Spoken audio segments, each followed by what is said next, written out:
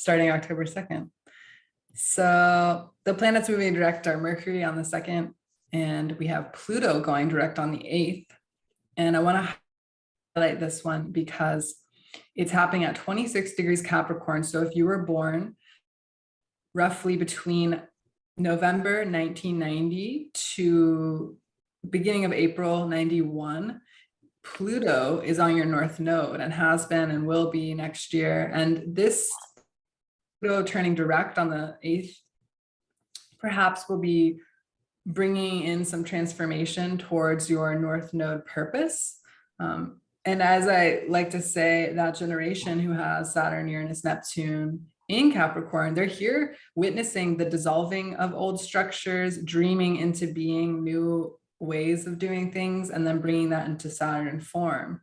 So I say it's like a new earth builder, micro generation, if you will. And it sounds really cliche, but it feels true because it feels like a lot of the people in that cohort have been prepping, in a sense, their lives to bring back ancient earth wisdom in a sense. Like they've been studying herbalism, getting into the mysteries of astrology. They're also the Pluto and Scorpio generation.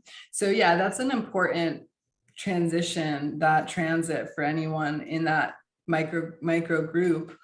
And 26 degrees Capricorn, the symbol for it is a nature spirit dancing in a waterfall. So that Sabian symbol is really about remembering consciousness and our interconnection and being free, in a sense, because water is the most free element. It's the one that we haven't yet gone into the ocean and said, oh, I own this piece of ocean. So I think of water as that which connects us all. It helps us enter into a more telepathic consciousness. And it's going to be really important as we are in this age of Aquarius, both the element of air and water, these more ephemeral elements that can't really be contained or owned. And I think it's kind of a metaphor for not being able to moving past ownership in a sense and moving into new ways that we designate leadership and power. And then Saturn will turn direct on the 23rd. And this degree is really interesting. The degree is an unmasking. It's just an unmasked man, but it's an interesting degree of disclosure and revealing. And as Saturn turns direct, it's in this exact square to Uranus. So it'll be interesting what is disclosed or what is revealed around that time. Any notes on the planets going direct? No, that's great. Cool. So these are the days of intensity. Last month I called them the dread dates, and it was my research and just observing Moon Pluto aspects every month, major aspects. So the conjunction, the opposition, and the square.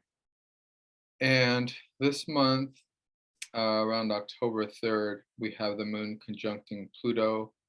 Both the 3rd and the 4th are going to be very intense days. So watch out for those days and just flow with whatever the moon and the emotions that are in motion are. Moon will be in Capricorn and then conjuncting Pluto in that late Capricorn degree. October 10th we have, and we'll have a chart for this later, we have the Aries full moon. That also is coinciding with a square between the Aries moon and Pluto and Capricorn, which will occur around the day after. And there's all kinds of aspects, both the 10th and the 11th. And on the 9th, as Molly just showed, we have Pluto going direct. And then on October, that's noted there with the October 11th, Moon square Pluto. Then on the 17th, we have Moon opposed Pluto. Not too much, well, there's still some things going on around there, but that day is not coinciding with an eclipse or a full moon. And then on to the 24th, that's like the eve of the eclipse. We have a Moon square Pluto. The day before, we have the fixed T-square happening or occurring continuously. And then, of course, the day after this will be the eclipse in Scorpio, the solar eclipse. I put the qualifier of late afternoon into the evening because earlier on the 24th in the day, there's a nice And intensity doesn't mean bad. They're just intense days. But note that earlier on the 24th, there's a good astrological election happening with one of the fortuitous fixed stars. So that's why I kind of highlighted that square happens later in the day. Okay, nice.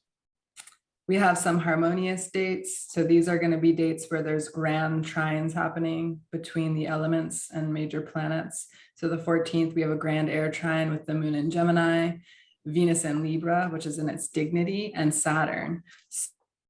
So that could be a nice date for, Saturn will still be retrograde, I believe, that day. Yes. And, but it's still a nice grand air trine for communicating and relating. And then on the 18th, we have Jupiter trining Sag, the Sag ascendant, and the moon in Leo. So that's a really nice fiery trine that could be activating for creativity, for doing something more physical, and yeah, stepping into that creative fire energy. And then on the 22nd, we have the Sun conjunct the dignified Venus in Libra with Saturn trining Venus and Mars. So it's another air trine happening on the 22nd. So these are just dates that if you want to maybe plan group things could be really nice because the energies are flowing. And this is just a breakdown. You can screenshot if you want of the outline of key dates for October, just overall with the things that are going direct and the planets that are ingressing. Like on the 10th, Mercury will go into Libra. And we also show where the full moon is on the 9th and the eclipse on the 25th. Two little noteworthy things are Astro Elections. So if you work with talismans or writing petitions, essentially for someone who doesn't do astro magic, just you could say they're good dates for intention setting, harnessing that energy for something, whether you're making something like a piece of art or a medicine. These are really good to note that they're happening on the 8th, where Mercury is in Virgo. And this is just a very good degree for Mercury to be at. And so it'll be a helpful time frame that's listed there for if you want to work with anything regarding research, communication, or commerce, because that's all the things of Mercury's domain. And then the 24th, we have the moon conjunct the fixed star Spica, which is seen as a very fortuitous star in the constellation of Virgo and the wheat that Virgo holds. So it represents the grain, abundance, fertility. And it was a star that the Egyptians actually noted the precession of the equinoxes because they had this temple in Thebes dedicated to Spica, and they noticed actually not aligning. So the ancients knew about precession of the equinox far before the scientists had figured it out with their telescopes. And that moon conjunct Spica could be a really fortuitous time period for doing an election around abundance, prosperity, harvests, so anything with food. And as we know, with some of the harder aspects of Saturn and Uranus and some of the like food energy shortage things that we're hearing in the news, that could be a really good date to do some abundance ritual. And then on the 25th, of course, we have the eclipse. So yeah, Mari, do you want to chat about the full moon? So on the 10th, we have a full moon in Aries. So there will be a lot of events occurring as has been progressively occurring with this, especially with Uranus rampaging through Taurus, which is through Terra. And so we all know there's that in the beginning of the month, we're feeling the tension of this continuous, the last 2 years, this square between Saturn and Uranus, the tension between freedom and control or order and chaos. And so we have a lot of events that continue to build as right now we're in that square, and it's continuing to build, and it will build to a big blowout with this full moon in Aries because Aries rules anger. Mars rules Aries, so it's all about upfront, direct expression of life force. And so it could be a very angry full moon. The resolve for it is to be very active, like some hiking, do some swimming, do something very physical and active. Make sure your body's processing through any frustrations and energy. Make sure your body's moving and being activated. It always makes the body happy, and that will help process any emotions that really get pushed out as the full moon. Think about it like this: the full moon in its expression is absorbing the emotional energy of humans. I mean, even to the point where it's actually activating us. So as we react and almost feed the moon energy. So we don't want to necessarily do that. We want to be strong in our own, resolve in our own activities and our own intentions around letting go of things, right? This is a full moon. So it's a culmination, it's an ending of something. So we want to be knowing how to let go and move on. Yeah, I think it's interesting. I see there's a grand air trine happening in there, the sun trining Saturn and Mars. So the moon could be amplifying that kind of air communicative energy, reconciliation energy, perhaps, because one of the challenging aspects during this full moon is Venus opposing Chiron. So maybe there's relational things to work through.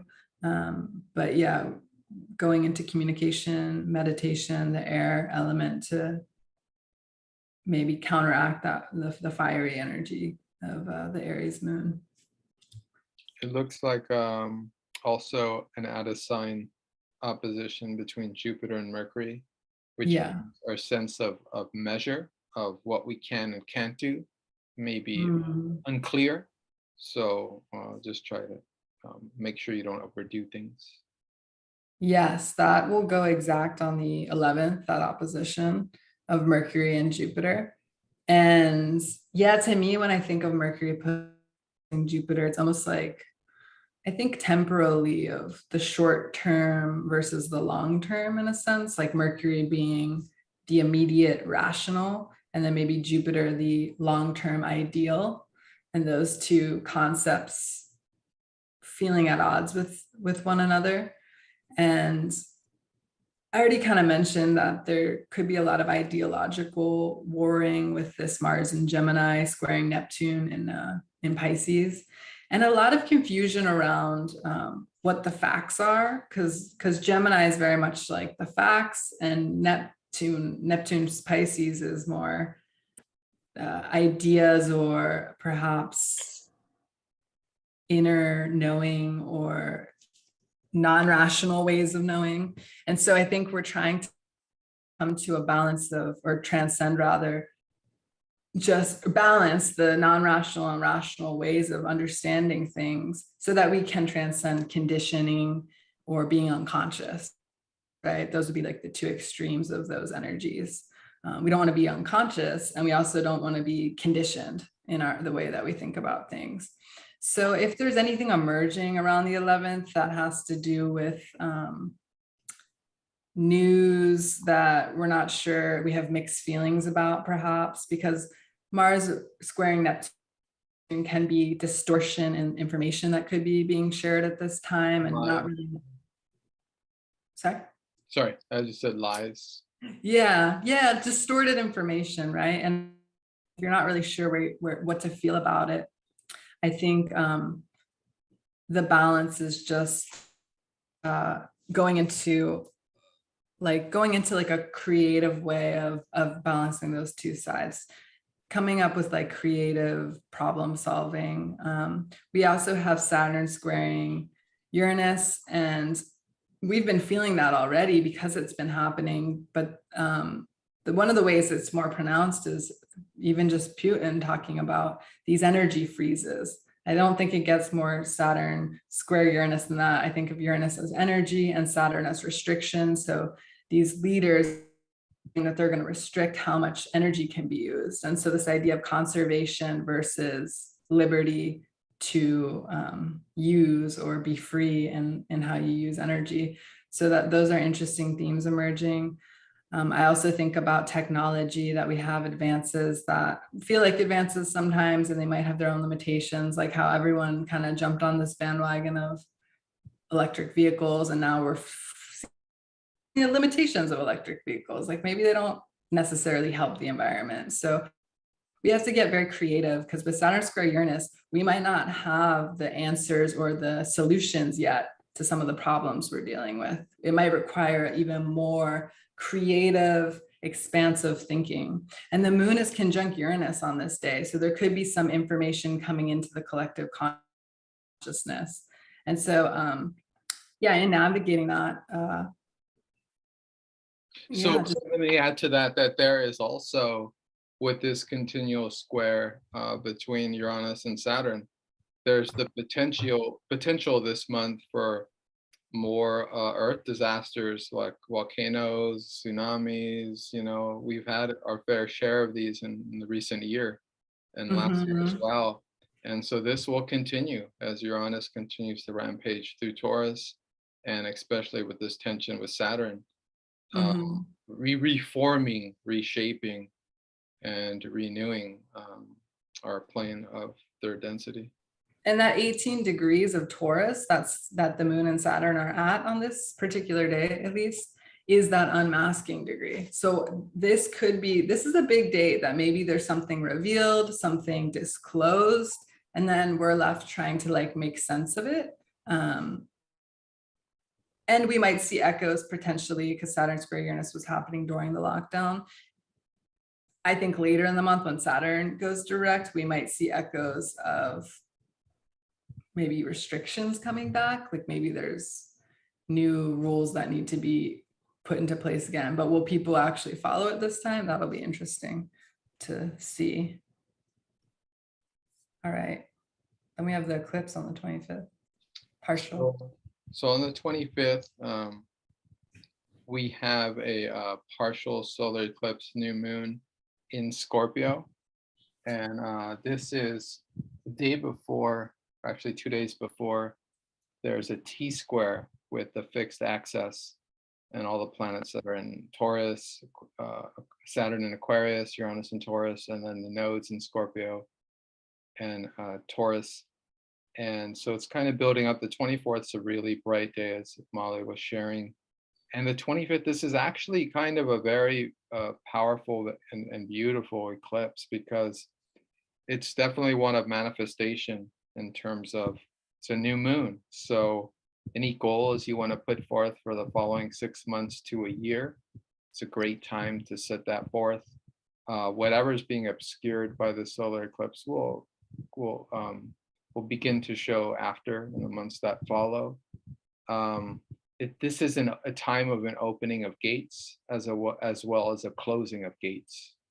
So whatever like opportunities you had and you decided not to take advantage of, those gates will be closing, and new gates of opportunity will be arising and opening up for us to take advantage of. Now, because this is a solar eclipse in Scorpio, it does rule the realm of the veils. It does rule the veils in the sense of what Scorpio rules, which is penetration into the realm beyond. So as you can see, I've chosen images here that kind of eerily provoke those potential escapes in the sense that the distinction between the worlds of the living, or the beings of us of the living world, and those of the dead become more blurred during this time. And this is the couple of days from Halloween, from Hallows Eve, from when this veil is the thinnest.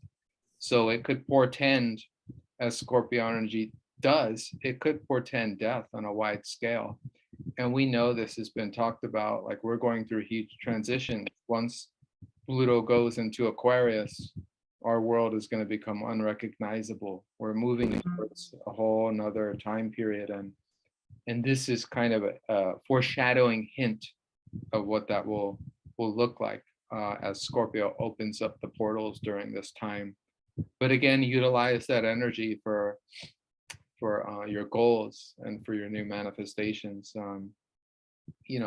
As another way of saying this, to build or destroy, only you decide which joy, and move forward, with that. It also rules, like this time during Scorpio also rules, health and pathologies. So make sure to take care of yourself during this time, as we are more susceptible.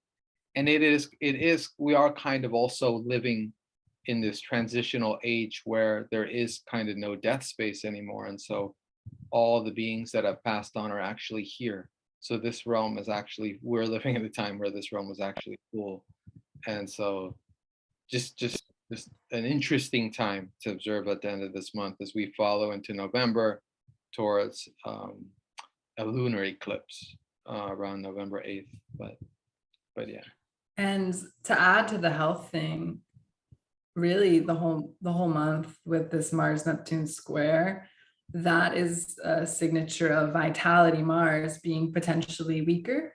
So on a collective level, yeah, there could be just a general weaker feeling in our drive and vitality, and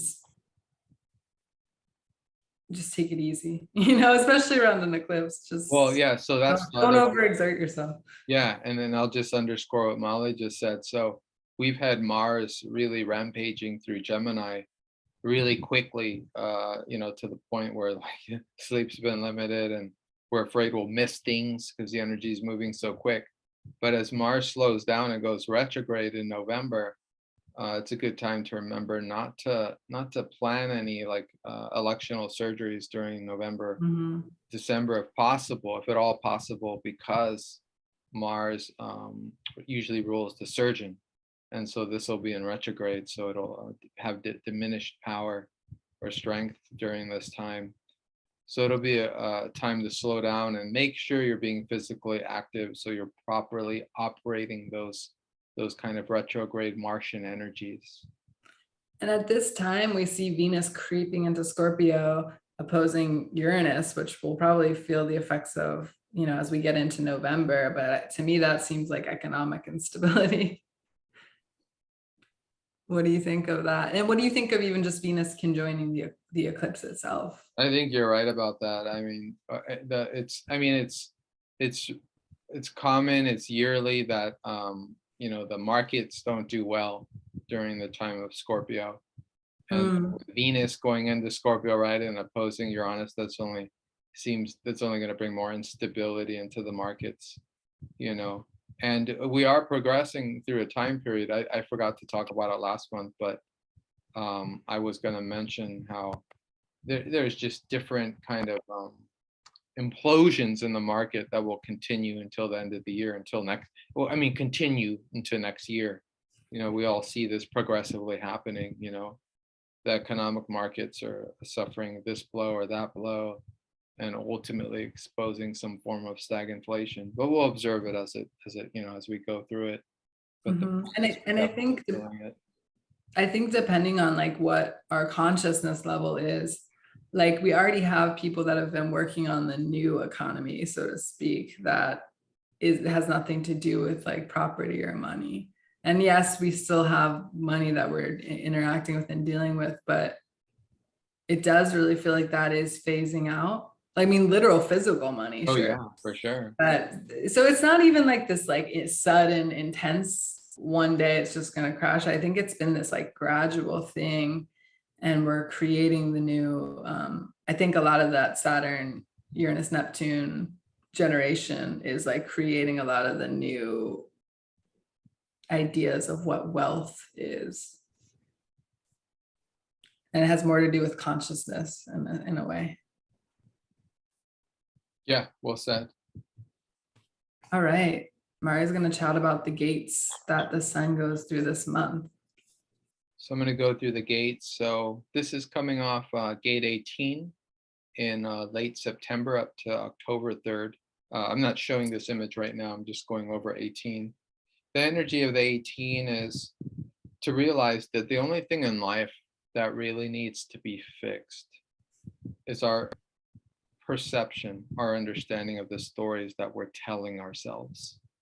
So the shift of humanity is about a shift of consciousness. It's about a perceptual frame that we're developing, and in itself, that perceptive projected frame is what's creating our reality. We're creating it as we progress along, and so it's just the 18 is a reminder for that, because that gate is really heavy with judgment, and those who have that gate have to be careful around and realize that timing is really important, as well as asking people if their judgment is really wanted.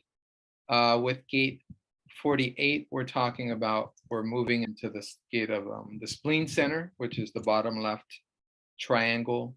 And that's the spleen center is about intuition, the quiet whisper of intuition. And all those gates around the spleen center that we're going to be going through, experiencing through the sun's neutrinos throughout this gate of the month, will be different types of fears. The fear of the 48 is being afraid of being caught out of your own depth. But ironically, the whole meaning of this gate is to be able to see the depth and talents of others, as well as to know that you yourself have great reserves of depth. Awesome. Gate 57 is the emphasis to speak in the moment, to say what needs to be said. Again, this is an intuition that comes very quietly. You have to listen to it. In this particular definition, I named it "Listen with the Right Ear." Something to observe if gate 57, if you hear it through the right ear. But this is a Libra gate that is about speaking and asserting what needs to be said, what needs to be expressed. And this will be during the time period of October 8th to the 13th. Did you want to add? Yeah, I was just gonna add, it's coinciding with that time that there might be a lot of noise going on. And that date with all those intense aspects and that have to do with information and reasoning versus intuition. So yeah, I think it's very apropos that, yeah, softening into maybe what's necessary to be focusing on or receiving or taking in, and having that maybe discernment. Yeah, the message for this gate is trusting, learning how to trust yourself and trusting your own insights as they come in. Gate 32, Tribal Success, I've named it. This is October 14th through the 19th. This channel is about the success of the tribe and knowing that we're all in the same situation together, and thus listening to your own awareness in the moment. Now, this particular gate, when it's in a chart, is related to fear of, I think it's fear of the unknown, fear of the future, fear of being responsible. So the solution for this is to be aware that, I mean, I'll just put it in this way: the energy of this gate is to make sure that you have the correct ambition and ideas and healthy envisionings of success, not in terms of getting in front or stomping on others, but involving everyone together in your tribal success. Totally, the water consciousness. And then we get to the 20th to the 24th. So this is gate 50, another gate from the spleen, another tribal gate. This is about values, family values. This one is actually the gate. The fear associated with this gate is the fear of being responsible and wanting to abdicate responsibility, becoming overwhelmed with responsibilities. This people who have this gate are prone to burning out because they're usually hampered by some kind of guilt, and so they overdo things or overtake care of things. And the important thing here is to learn healthy boundaries, right? So that you can take care of yourself and others, not one to the, compromising oneself for the others or vice versa. Awesome. Then we have the final gate. This is the co-occurring with the eclipse, correct? Yeah, this is coinciding with the eclipse. This is gate 28. Now, usually this gate is associated with the fear of death, or the fear of not having a purpose in life as well.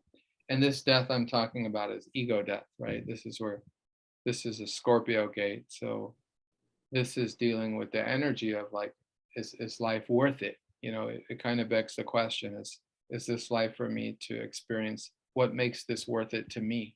So it's taking a chance. It's taking a chance on a goal, on the journey, on something you want to do. And this is coinciding with the eclipse, so it's like a perfect time to take a risk on a goal or something you've always wanted to accomplish, and to bring it forth. And this energy is coming from Scorpio, so this is the deep, deep depth of the soul.